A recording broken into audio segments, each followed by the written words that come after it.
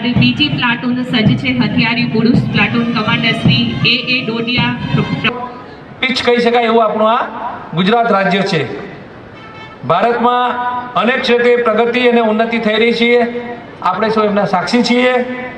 વિકસિત ભારતના સંકલ્પમાં આપણું સૌનું યોગદાન ખૂબ જ જરૂરી છે।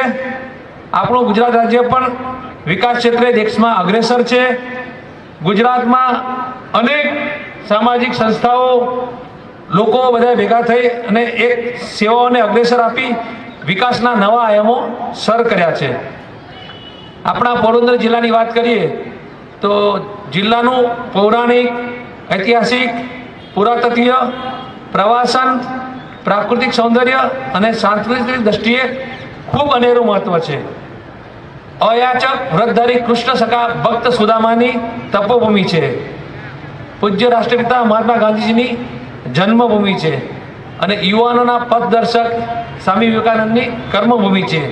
આવું ગૌરવ ધરાવતો પોરબંદર જિલ્લો 3 તાલુકાનો નાનો હોવા છતાં પણ દેશ અને વિશ્વના નકશામાં અનેરું સ્થાન ધરાવે છે।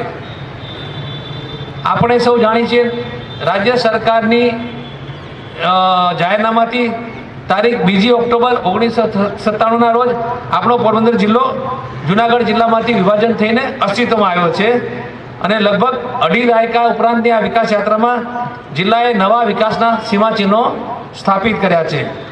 આપણે આજે જ્યારે અહીંયા પ્રજાસત્તાક પર્વની ઉજવણી માટે ભેગા થયા છીએ ત્યારે આપણે સૌ ગૌરવ અને શાંતિ મસ્તક ઊંચું રાખીને તમન્નાઓને આંખમાં આંજીને સતત આગળ વધતા રહેવાની પ્રેરણા લેતા રહીએ અને બંધારણના રસ્તે સતત આગળ ચાલતા રહીએ।